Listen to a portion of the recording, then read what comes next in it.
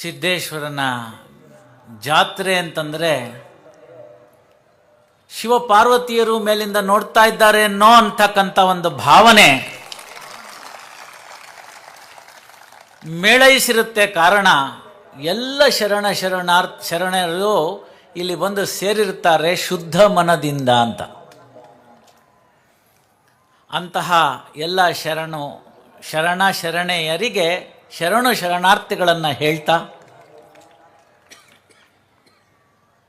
ಇಂತಹ ಒಂದು ಅಭೂತಪೂರ್ವ ಜಾತ್ರಾ ಮಹೋತ್ಸವವನ್ನು ಆಯೋಜಿಸುವಲ್ಲಿ ಹಲವಾರು ಕೈಗಳು ಬಹಳಷ್ಟು ದಿನಗಳಿಂದ ಉತ್ತಮವಾಗಿ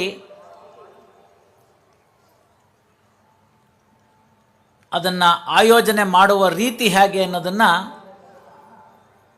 ಯೋಜನೆ ಮಾಡಿ ಅದನ್ನು ಕಾರ್ಯರೂಪಕ್ಕೆ ತಂದಿದ್ದಾರೆ. ಅವರಿಗೆಲ್ಲರಿಗೂ ಕೂಡ ನನ್ನ ನಮನಗಳನ್ನು ಸಲ್ಲಿಸ್ತಾ, ಕೊಪ್ಪಳಕ್ಕೆ ನಾನು ಆಡಳಿತ ನ್ಯಾಯಾಧೀಶನಾಗಿ ಒಂದು ವರ್ಷಗಳ ಹಿಂದೆ ಇದ್ದೆ. ಆಗ ಗವಿಸಿದ್ದೇಶ್ವರ ನನ್ನನ್ನು ಕರೆಸ್ಕೊಳ್ಳಿಲ್ಲ. ಕಾರಣ ಬೇರೆ ಇತ್ತು. ಅಪ್ಪಾರಿಗೆ ನನಗೆ ಗೊತ್ತು. ಈಗ ನನಗೆ ಹಂಗಿಲ್ಲ, ಯಾಕೆಂದರೆ ನಾನು ಗದಗಕ್ಕಿದ್ದೀನಿ ಅಂತ. ಆ ಒಂದು ಸಂದರ್ಭದಲ್ಲಿ ನನ್ನೊಡನೆ ಇದ್ದಂತಹ ನನ್ನ ಎಲ್ಲ ಸಹೋದರಿ ನ್ಯಾಯಾಧೀಶರುಗಳಿದ್ದಾರೆ. ಅವರಿಗೆ ಕೂಡ ಈ ಜಾತ್ರಾ ಮಹೋತ್ಸವದ ಶುಭಾಶಯಗಳನ್ನ ತಿಳಿಸ್ತಾ, ನನ್ನ ಮನೆಯ ನನ್ನ ಸಹೋದರ, ನಮ್ಮ ಸ್ನೇಹಿತರು ಮತ್ತು ಇಷ್ಟ ಬಂಧುಗಳು ಇದ್ದಾರೆ, ಅವರನ್ನೂ ಕೂಡ ಶುಭಾಶಯಗಳನ್ನ ತಿಳಿಸ್ತಾ, ಕಾರ್ಯಕ್ರಮದಲ್ಲಿ ತಾವೆಲ್ಲ ಪಾಲ್ಗೊಂಡಿದ್ದೀರಿ. ಇಲ್ಲಿ ಸಹಸ್ರಾರು ಲಕ್ಷಾಂತರ ಕಣ್ಣುಗಳು ನನ್ನನ್ನು ನೋಡ್ತಾ ಇವೆ. ಕಾರ್ಯಕ್ರಮದ ನೇರ ಪ್ರಸಾರ ಲೈವಲ್ಲಿ ಹಲವು ಶರಣೆಯರು ಈ ವರ್ಷ ಗವಿ ಸಿದ್ದೇಶ್ವರನ ಜಾತ್ರೆ ನನಗೆ ತಪ್ಪೋಯ್ತಾ ಅಂತನ್ನೋದನ್ನು ಕೊರತೆಯನ್ನು ನೀಗಿಸಿ ಇದರ ನೇರ ಪ್ರಸಾರದ ಮುಖಾಂತರ ಅವರ ಮನಗಳನ್ನು ತಟ್ಟುತ್ತಿರ್ತಕ್ಕಂಥ ಅವರೆಲ್ಲರಿಗೂ ಕೂಡ ಶರಣಾರ್ಥಿಗಳನ್ನು ಹೇಳ್ತಾ, ಸಮಾರೋಪದ ಸಮಾರಂಭ. ಏನು ಸಮಾರೋಪದ ಸಮಾರಂಭ ಅಂತಂದರೆ, ಅಲ್ರಿ ಉದ್ಘಾಟನೆ ಆಯಿತು ಮತ್ತು ಮುಗಿಬೇಕಲ್ರಿ, ಅದಕ್ಕೆ ನಿಮ್ಮನ್ನು ಕರೆಸಾರೆ ಒಂದು 4 ಮಾತು ಹೇಳೋಗ್ರಿ. ಇದು ವಾಡಿಕೆ. ಜನಗಳು ಏನು ಮಾಡ್ತಾರೆ ಅಂತಂದರೆ, ಸಮಾರೋಪ ಅಂತಂದರೆ ಅಷ್ಟೇ ಮುಗೀತು ಅಂತಕ್ಕಂಥ ಒಂದು ಭಾವನೆನ ಇಟ್ಕೊಂಡಿರ್ತಾರೆ. ಆದರೆ ನಮಗೆ ಬೇಕಾಗಿರ್ತಕ್ಕಂಥದ್ದು ಏನು ಅಂತ ನೋಡಿದಾಗ, ಮೊದಲು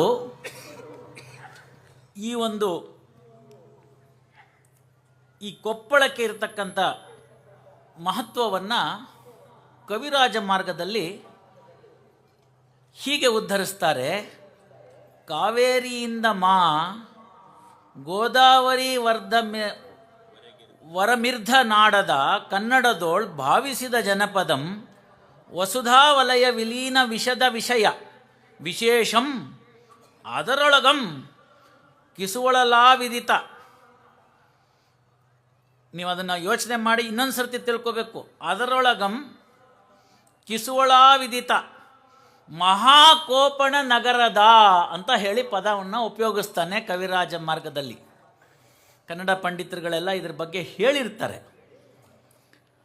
ಅಲ್ಲಿ ಪುಲಿಗೆರೆಯ ಸದವಿಮಸ್ತುಪತಮ ಪ್ರಕುಂದದ ನಡುವನ ನಾಡ್ ಕನ್ನಡ ತಿರುಳು ಅಂತ ಹೇಳ್ತಾರೆ. ಅಂದರೆ ಒಂದು ಉತ್ತಮವಾಗಿರ್ತಕ್ಕಂಥ ರಸಭರಿತ ಹಣ್ಣಿನ ಸಿಪ್ಪೆ ಗಿಪ್ಪೆ ಅವುಗಳನ್ನೆಲ್ಲ ತೆಗೆದುಹಾಕ್ಬಿಟ್ರೆ ಆ ಒಂದು ಏನು ಹಣ್ಣು ನಮಗೆ ತಿರುಳು ಅಂತ ಸಿಗುತ್ತೆ, ಅಂತಹ ತಿರುಳು ಈ ಕೊಪ್ಪಳವಾಗಿತ್ತು ಅಂತ.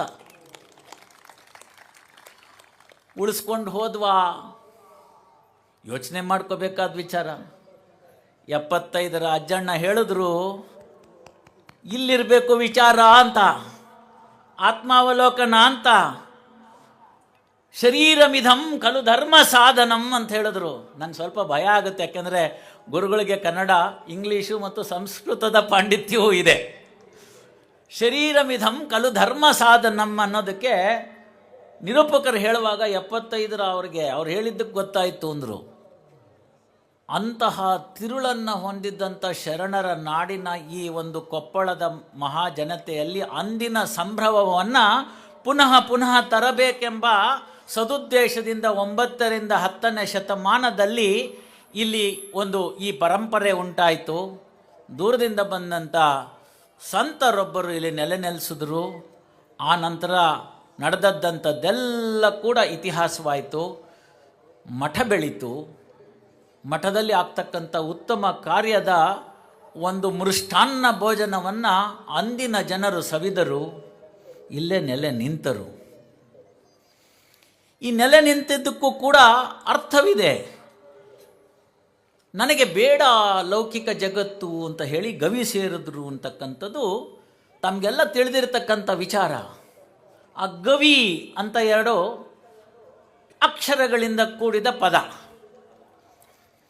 ಎಲ್ಲ ಶರಣರ ವಚನಗಳ ಸಾರವನ್ನು ಅರೆದು ಕುಡಿದು ಅದನ್ನು ತಿರುಳನ್ನು ಅದರಲ್ಲಿರ್ತಕ್ಕಂಥ ಉತ್ತಮವಾಗಿರ್ತಕ್ಕಂಥ ವಿಚಾರವನ್ನು ತಿಳಿಸ್ತಕ್ಕಂಥ ಪದವೇ ಗವಿ ಅಂತ.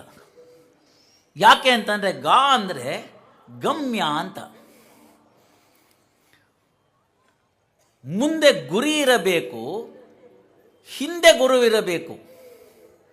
ಇದು ಎಲ್ರಿಗೂ ತಿಳಿದಿರ್ತಕ್ಕಂಥ ಮಾತು. ಮುಂದೆ ಗುರಿ ಅನ್ನೋದನ್ನು ಏನು ಅಂತಂದರೆ ಅದನ್ನು ಗಮ್ಯ ಅಂತೀವಿ.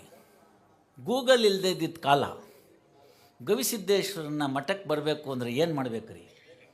ಕೊಪ್ಪಳದಾಗ ಬರೋದು.